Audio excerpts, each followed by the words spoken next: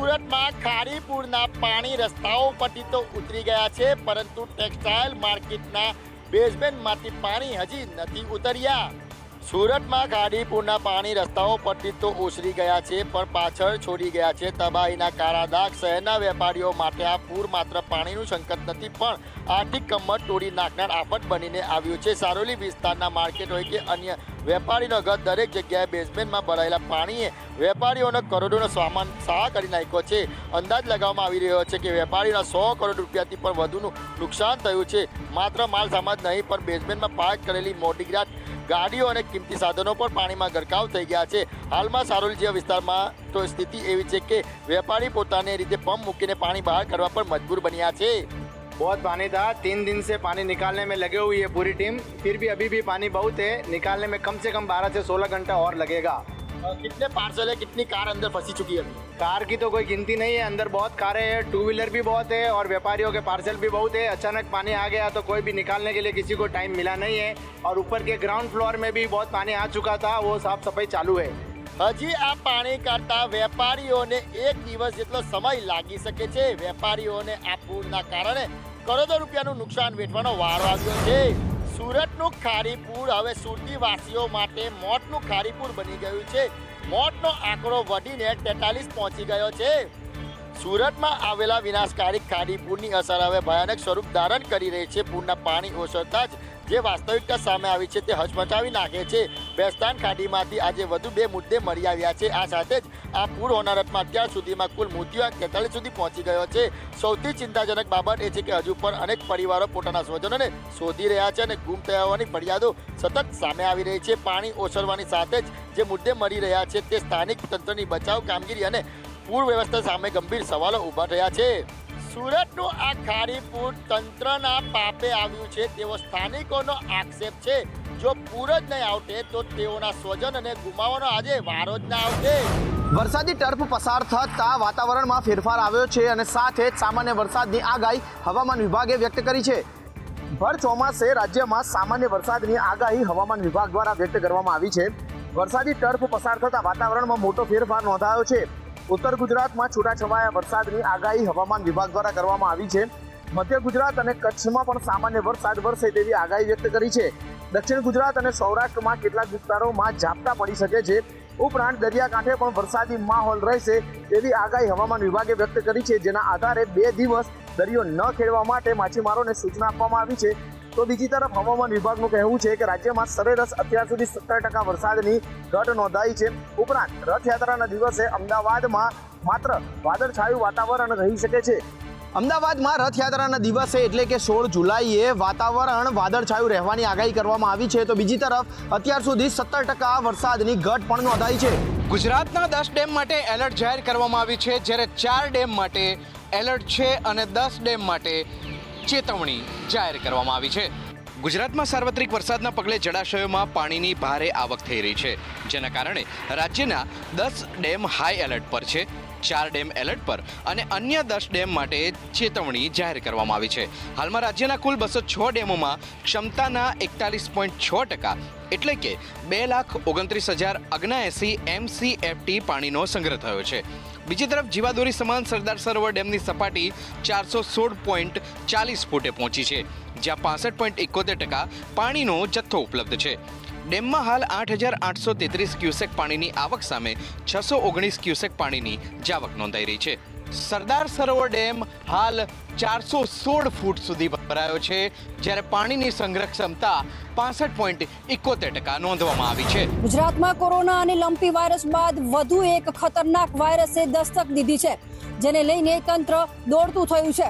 ગુજરાતમાં ફરી એકવાર ઇન્ફેક્શનની ચિંતા વધારી છે। સાબરકાંઠામાં 2 અને મહેસાણામાં ચાંદીપુરા વાયરસનો એક પોઝિટિવ કેસ નોંધાયો છે। રાહતના સમાચાર એ છે કે એક દર્દીની સ્થિતિમાં સુધારો જોવા મળ્યો છે, જ્યારે અન્ય 2 શંકાસ્પદ દર્દીઓના સેમ્પલ તાત્કાલિક લેબોરેટરી માટે ટેસ્ટિંગ માટે મોકલી દેવાયા છે। રિપોર્ટ આવ્યા બાદ જ વાયરસની સાચી સ્થિતિની સ્પષ્ટતા થશે। આ તરફ કેસો સામે આવતા જ આરોગ્ય વિભાગ એક્શન મોડમાં આવી ગયું છે અને અસરગ્રસ્ત વિસ્તારોમાં સઘન મોનિટરિંગ અને સર્વેલન્સની કામગીરી શરૂ કરી દેવામાં આવી છે। આરોગ્ય વિભાગે લોકોને સાવચેત રહેવા અને લક્ષણો દેખાય તો તાત્કાલિક ડોક્ટરનો સંપર્ક કરવા સૂચન કર્યું છે. રાજકોટ મહાપાલિકાના ફૂડ વિભાગની લાલિયાવાડી સામે આવી છે. ગણતરીની કલાકની અંદર સીલ કરાયેલું રેસ્ટોરન્ટ ફરી પાછું ધમધમતું થયું. રાજકોટ મહાપાલિકાના ફૂડ વિભાગની એક મોટી લાલિયાવાડી સામે આવી છે. શહેરના એસ્ટ્રોન ચોકની અંદર ચેકિંગ દરમિયાન મોટા પ્રમાણની અંદર વીરમણી રેસ્ટોરન્ટની અંદરથી વાસી ખોરાક મળી આવ્યો હતો. ત્યારબાદ મહાપાલિકાના તંત્રએ આ રેસ્ટોરન્ટને સીલ કર્યું હતું. પરંતુ આ સીલ કરવાની કાર્યવાહી પણ નાટક હોય તેવું સામે આવ્યું છે. આજે સંદેશ ન્યૂઝ દ્વારા રિયાલિટી ચેક કરવામાં આવતા આ રેસ્ટોરન્ટ ફરી ધમધમતું થઈ ગયું હોવાનું સામે આવ્યું હતું. છેલ્લા 15 દિવસમાં ફૂડ વિભાગ દ્વારા ચેકિંગનો માત્ર દેખાડો જ કરવામાં આવતો હોય તે પ્રકારની વિગતો પણ સામે આવી રહી છે. અધિકારીઓની ઢીલી નીતિના કારણે રાજકોટવાસીઓને વાસી અને અખાદ્ય ખોરાક ખાવો પડે એ પ્રકારની સ્થિતિ થઈ રહી છે. તો બીજી તરફ મહાપાલિકાનું કહેવું છે કે 15 દિવસની અંદર 66 કરતા વધુ દુકાનોની અંદર અમે ચેકિંગ કર્યું હતું અને મોટા ભાગનાને નોટિસ આપીને કાર્યવાહી કરી છે. પરંતુ આ કાર્યવાહી માત્ર દેખાડો હોય એ પ્રકારની ચર્ચાઓ જાગી છે. વાસી ખોરાક મળ્યા બાદ મહાપાલિકાએ કાર્યવાહી કરી હતી, પરંતુ ગણતરીની કલાકમાં કઈ રીતે રેસ્ટોરન્ટનું સીલ ખુલ્યું એ અંગે જવાબ આપવાનું મનપાના અધિકારીઓ ટાળી રહ્યા છે. આ સવાલ રાજકોટના નાગરિકો પણ પૂછી રહ્યા છે. પ્રેમ લગ્નને લઈને ખોડલધામના ચેરમેન નરેશભાઈ પટેલનું મહત્વનું નિવેદન સામે આવ્યું છે. સમાજમાં ફરી એક વખત પ્રેમ લગ્નનો મુદ્દો ઉઠ્યો છે. આનંદીબેન પટેલના નિવેદન બાદ ખોડલધામના નરેશભાઈ પટેલે પ્રતિક્રિયા આપી છે. તેમણે કહ્યું છે કે પ્રેમ કરવો એ પાપ નથી, પરંતુ ખોટા પાત્ર સાથે ફસાઈને મુશ્કેલીમાં પડવું ના જોઈએ. પ્રેમને માતા પિતા સ્વીકારશે કે કેમ તે અંગે પણ વિચારવું જોઈએ. યુવતીઓએ ભગવાન ઉપર ભરોસો રાખવો જોઈએ. ભાગ્યમાં હશે તે કોઈ છીનવી ન શકે એ અંગેનું નિવેદન આપ્યું છે. ઉલ્લેખનીય છે કે 2 દિવસ અગાઉ આનંદીબેન પટેલે નિવેદન આપ્યું હતું કે ભણતા ભણતા છોકરીઓ પ્રેગ્નેન્ટ થઈ રહી છે. આવા પરાક્રમ તો ના કરો. ક્યારેક છોકરોને છોકરી મળીને ભાગી જાય છે અને ત્યારબાદ પરાક્રમનું પરિણામ આવે છે બાળક, અને ત્યારબાદ છોકરીઓને હેરાન થવું પડે છે અને પરિવારને પણ હેરાન થવું પડે છે. નરેશ પટેલે કહ્યું કે પ્રેમ કરવો એ પાપ નથી, પરંતુ ખોટા વ્યક્તિના આકર્ષણમાં આવીને ફસાઈ જવું એ મોટી મૂર્ખામી સાબિત થાય છે. માતા પિતા અને સમાજને સહન કરવું પડે છે. એએમસીની મિલકતોના સંચાલનને લઈને ફરી એક વખત ગંભીર સવાલ ઊભા થયા છે. શહેરના વિવિધ વિસ્તારોમાં આવેલા એએમસીના પ્લોટો કોઈ ચોક્કસ હેતુ વિના જ ગમે તેમ ભાડે આપી દીધા હોવાની રજૂઆતો સામે આવી છે. મનપાના માલિકીના પ્લોટ મન ફાવે તેમ અધિકારીઓએ ભાડે આપી દીધા હોવાની ફરિયાદો ઉઠી છે. સૌથી ચિંતાજનક બાબત એ છે કે ભાડે અપાયેલા કેટલાક પ્લોટ પર કાયમી બાંધકામ પણ થઈ ગયા હોવાના આક્ષેપ છે. ક્યાંક ઇન્ડસ્ટ્રીયલ શેડ ઊભા થઈ ગયા છે, તો ક્યાંક ખાણીપીણીના સ્ટોલ અને કોમર્શિયલ પ્રવૃત્તિઓ શરૂ થઈ ગઈ છે. પાલિકાની જમીનનો ઉપયોગ મૂળ હેતુથી વિપરીત થઈ રહ્યો છે કે કેમ અને તેની યોગ્ય દેખરેખ રાખવામાં આવી છે કે કેમ તે અંગે હવે સવાલો ઊભા થયા છે. એએમસી પાસે હાલ પ્લોટ ભાડે આપવા માટે કોઈ ચોક્કસ અને સ્પષ્ટ સર્વગ્રાહી નીતિ અમલમાં ન હોવાથી અધિકારીઓ પોતાની રીતે નિર્ણય લેતા હોવાની ચર્ચા છે, જેના કારણે ભવિષ્યમાં વિવાદો ઊભા થવાની શક્યતાઓ પણ છે. સમગ્ર મુદ્દાને ગંભીરતાથી લઈને હવે સ્ટેન્ડિંગ કમિટીએ પ્લોટ ભાડે આપવાની નવી અને પારદર્શક નીતિ તૈયાર કરવા સૂચના આપી છે. નવી પોલિસીમાં પ્લોટનો ઉપયોગ, ભાડાની શરતો, સમયમર્યાદા, બાંધકામ અંગેના નિયમો અને નિયમોના ભંગ સામેની કાર્યવાહી જેવા મુદ્દાને સામેલ કરવામાં આવે તેવી શક્યતા છે. હવે જોવાનું રહેશે કે નવી નીતિ માત્ર કાગળ પૂરતી જ સીમિત રહે છે કે પછી કોર્પોરેશનની માલિકીના કિંમતી પ્લોટોને ભાડે આપવા માટે થઈ અને કોઈ જવાબદારી નક્કી કરવામાં આવે છે. વડોદરાની રોઝરી સ્કૂલના શિક્ષકે વિદ્યાર્થીને તાલિબાની સજા આપ્યાનો કિસ્સો સામે આવ્યો છે. વિદ્યાર્થી પર અમાનુષી અત્યાચારનો પાદરા બાદ 15 દિવસમાં બીજો કિસ્સો સામે આવ્યો છે. રોઝરી સ્કૂલમાં ધોરણ 5ના વિદ્યાર્થી માથામાં તેલ લગાવીને નહીં આવતા નિષ્ઠુર હૃદયી પીટી શિક્ષકે તેને ગ્રાઉન્ડમાં 6 રાઉન્ડ મારવાની સજા આપી હોવાનો આક્ષેપ વાલીએ કર્યો છે. વાલીએ વિદ્યાર્થીને હૃદયની બીમારીઓ છતાં સજા અપાઈ હોવાની શિક્ષક સામેની લેખિત ફરિયાદ પ્રિન્સિપાલને કરી છે.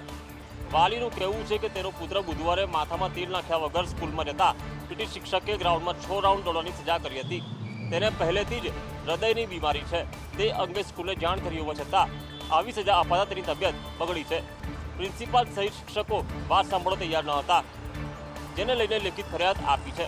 લેખિતમાં ફરિયાદ બાદ આખરે શાળાના ટ્રસ્ટી અને પ્રિન્સિપાલ દ્વારા મીટિંગ બાદ યોગ્ય નિર્ણય લેવાની બાહેંધરી આપતા હાલ તો મામલો થાળે પડ્યો છે. ભાવનગરની સહજાનંદ કોલેજમાં અભ્યાસ કરતા વિદ્યાર્થી જે એબીવીપીના પ્રમુખ છે તેમની ઉપર 4 વ્યક્તિઓએ છે તે હુમલો કર્યો હતો, જેમને ગંભીર ઇજાઓ પહોંચતા સારવાર માટે તેને સિવિલ હોસ્પિટલમાં ખસેડવામાં આવ્યા હતા. ભાવનગરના સહજાનંદ કોલેજમાં અભ્યાસ કરતા અને એબીવીપીના પ્રમુખ તરીકેની જવાબદારી નિભાવતા પ્રિયરાજસિંહ પરમાર ઉપર હુમલો થયો હતો, બનાવની વાત કરીએ તો કોલેજમાં અભ્યાસ કરતા અને એબીવીપીના પ્રમુખ તરીકેની જવાબદારી નિભાવતા પ્રિયરાજસિંહ પરમાર અને તેમના મિત્ર હર્ષ બંને કોલેજથી યુનિવર્સિટી તરફ જઈ રહ્યા હતા. એ દરમિયાન અન્ય 4 વિદ્યાર્થીઓ છે તેમણે તેમની ઉપર હુમલો કર્યો હતો.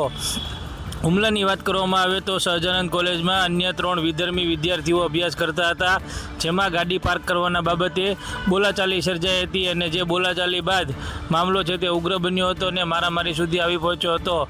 પ્રિયરાજસિંહ અને તેમના મિત્ર બંને બાઇક લઈને જતા તે દરમિયાન આ 4થી વધુ શખ્સો છે તેમણે રસ્તા ઉપર આંતરી અને ધોકા અને છરી વડે હુમલો કર્યો હતો. સમગ્ર બનાવની જાણ નીલમબાગ પોલીસને થતાં નીલમબાગ પોલીસે એક સગીર સહિત 3 વિદ્યાર્થીઓની છે તે ધરપકડ કરી હતી. ઈજા પામેલા એબીવીપીના પ્રમુખ અને તેમના મિત્રને સારવાર માટે થઈને ભાવનગરની સિવિલ હોસ્પિટલમાં ખસેડવામાં આવ્યા હતા. ઘટનાની જાણ થતાં હિન્દુ સંગઠનો છે તે કોલેજમાં ઉમટી પડ્યા હતા અને કોલેજ દ્વારા પણ કડકમાં કડક પગલું ભરવાની ખાતરી આપવામાં આવી હતી. એબીવીપીના પ્રમુખને મારવાની જે નીલમબાગમાં ફરિયાદ નોંધાઈ હતી, જેમાં 4 જે વિદ્યાર્થીઓ છે તેમની ઉપર ગુનો છે તે નોંધવામાં આવ્યો હતો. નીલમબાગ પોલીસે 4 વિદ્યાર્થીઓ છે તેમની ધરપકડ કરી હતી, જેમાં એક સગીર વિદ્યાર્થી પણ હતો, તેની પણ પોલીસે ધરપકડ કરી હતી. પરંતુ કહી શકાય કે પાર્કિંગ જેવી બાબતમાં એબીવીપીના પ્રમુખ ઉપર હુમલો કરવામાં આવતા ભાવનગરમાં હિન્દુ સંગઠનોમાં ભારે રોષ છે તે જોવા મળ્યો હતો. ભગવાન જગન્નાથની 149મી રથયાત્રા પહેલા મામેરાના દર્શનની આજે આયોજન કરવામાં આવ્યું હતું. જો કે આ વર્ષે એક નહીં પરંતુ સરસપુરમાં 2 મામેરા થવાના છે. હર્ષોલ્લાસ સાથે અનોખો મહિમા એટલે ભગવાન જગન્નાથજીનો મહિમા અને વિશ્વવિખ્યાત અમદાવાદની જગન્નાથ મંદિરની રથયાત્રા પહેલા ભગવાન જ્યારે મોસાળમાં હોય છે ત્યારે યજમાન પરિવાર દ્વારા જે મામેરાનું આયોજન કરવામાં આવતું હોય છે તે મામેરા દર્શનનું આયોજન આજે સરસપુર ખાતે કરવામાં આવ્યું હતું. તેમજ વાસણશેરીમાં પણ આજે આ વખતે પરંપરાગત નહીં પરંતુ આ વખતે કંઈક નવી જ પરંપરા શરૂ થઈ છે. 25 વર્ષ બાદ વાસણશેરીમાં પણ મામેરાનું આયોજન કરવામાં આવી રહ્યું છે. ત્યારે બંને જગ્યા પર આજે દર્શનનો લાહવો લેવા માટે ભક્તોનો અવિરત પ્રવાહ જોવા મળ્યો હતો. હર્ષોલ્લાસ સાથે ભક્તોએ અનેરા દર્શન કરીને ધન્યતા અનુભવી હતી. સોનાના ચાંદીના ઘરેણા સાથે ભગવાનના અલંકાર પણ આકર્ષકનું કેન્દ્ર બન્યા હતા. જ્યારે ભગવાનની મોર મુકુટ છે તે સુંદર કાશી અને મથુરાથી બનાવવામાં આવી હતી અને ભક્તોનો અવિરત પ્રવાહની સાથે ભજન મંડળીઓ પણ એ જ પ્રકારે ઉત્સાહ સાથે સરસપુર મંદિર આખું રંજોળમય જોવા મળ્યું હતું. એક વાસણશેરીમાં મામેરું અને બીજું એક વર્ષો જૂનું જે પરંપરાગત જ્યાં રથયાત્રા ઊભી રહે છે તે જ મામેરું એટલે કે સરસપુર રણછોડરાયના મામેરામાં ભક્તોનો અવિરત પ્રવાહ ચાલુ રહ્યો. લાખોની સંખ્યામાં ભક્તોએ દર્શન કરીને ધન્યતા અનુભવી.